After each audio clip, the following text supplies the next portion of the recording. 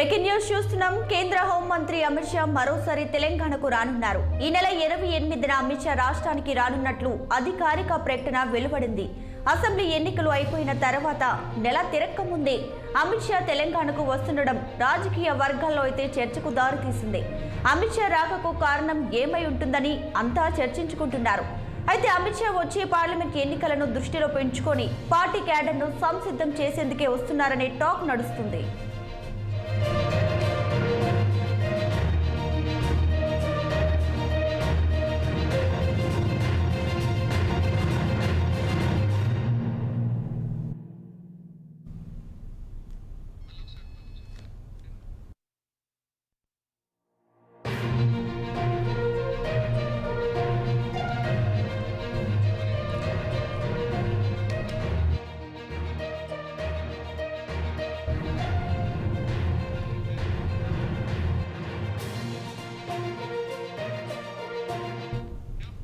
కేంద్ర హోంమంత్రి అమిత్ షా మరోసారి తెలంగాణకు రానున్నారు. ఇక దీనికి సంబంధించి పూర్తి డీటెయిల్స్ ను అవుట్పుట్ ఎడిటర్ వెంకట్ అందిస్తారు ఫోన్లో. వెంకట్, చెప్పండి.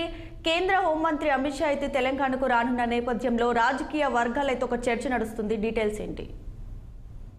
దీపిక, బీజేపీ మొదటి నుంచి కూడా తెలంగాణని టార్గెట్ చేస్తుంది.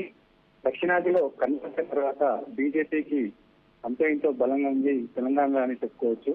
మొదటి నుంచి కూడా తెలంగాణలో అసెంబ్లీ ఎన్నికల్లో అధికారంలోకి వచ్చినా రాకున్నా కూడా పార్లమెంట్ ఎన్నికల్లో మాత్రం ఎక్కువ సీట్లు సాధించాలన్నటువంటి లక్ష్యంతోనే కనిపిస్తుంది.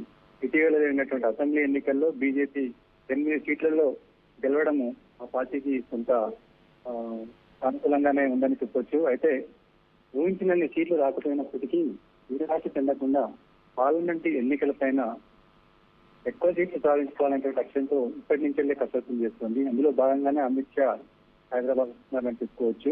అమిత్ షా పర్యటనలో దీనికి సంబంధించి వ్యూహం ఒకటి ఖరారు చేసే అవకాశం ఉంటుంది. ముఖ్యంగా మొన్నటి అసెంబ్లీ ఎన్నికల్లో ఉత్తర తెలంగాణలో బీజేపీ బాగా పుంజుకుందని చెప్పొచ్చు.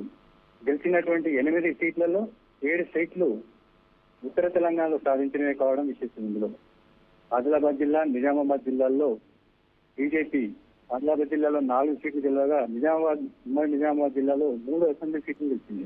ఇందులో ఇక్కడ తప్పించి మిగతా వాళ్ళందరూ కూడా కొత్త వాళ్ళు కావడం విశేషం. అంటే బీజేపీకి ఉన్నటువంటి సంస్థాగత బలం వల్లనే అక్కడ ఎక్కువ సీట్లు సాధించామనేటువంటి విషయం బీజేపీ అగ్రనేతలు గ్రహించారు.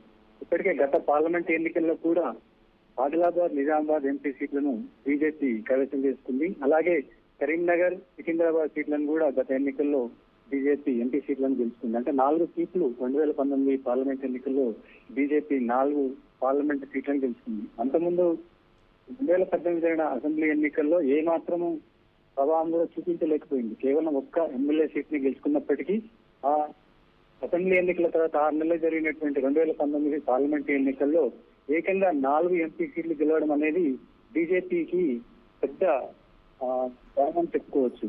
అంటే రాష్ట్ర తెలంగాణ ప్రజలు అసెంబ్లీ ఎన్నికల్లో ఒక రకమైన తీర్పును, పార్లమెంటు ఎన్నికల్లో ఒక రకమైన తీర్పును ఇస్తున్నారనే విషయాన్ని బీజేపీ గ్రహించింది.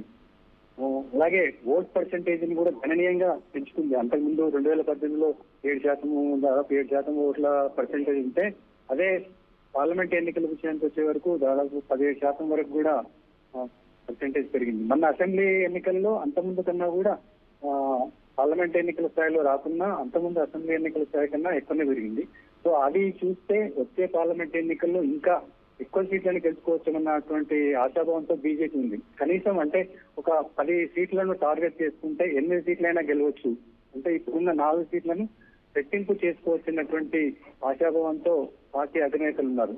ఆ దిశగానే ఈ కార్యాచరణ ఉంటుంది. అంటే ఇప్పుడు ఇంతకుముందు గెలుచుకున్న సిట్టింగ్ సీట్లైన కరీంనగర్, నిజామాబాద్, ఆదిలాబాద్, సికింద్రాబాద్ తో పాటు ఇంకా చుట్టుపక్కల ఉన్నటువంటి కేవెల్ల, మహబూబ్ నగర్, తర్వాత దాదాపు భువనగిరి, ఇలాంటి చోట్ల కూడా ఇంకా గట్టిగా ప్రయత్నిస్తే కొన్ని సీట్లు ఇంకా ఎక్కువ గెలుచుకోవచ్చు అన్నటువంటి ఆశతో ఉంది. వరంగల్, మెదక్ జిల్లా ఇటువంటి వాటిల్లో కూడా ఇంకా ఎక్కువ కష్టపడితే ఎంపీ సీట్లను పెంచుకోవచ్చు. అయితే ఈ దిశగా ఇప్పటికే ప్రయత్నాలు మొదలయ్యాయి.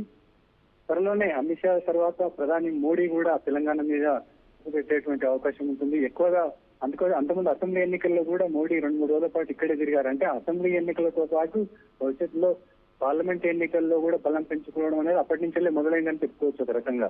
అందుకోసం కూడా మోడీ, అమిత్ షాలు తరచుగా కూడా తెలంగాణలో పర్యటిస్తూ వస్తున్నారు.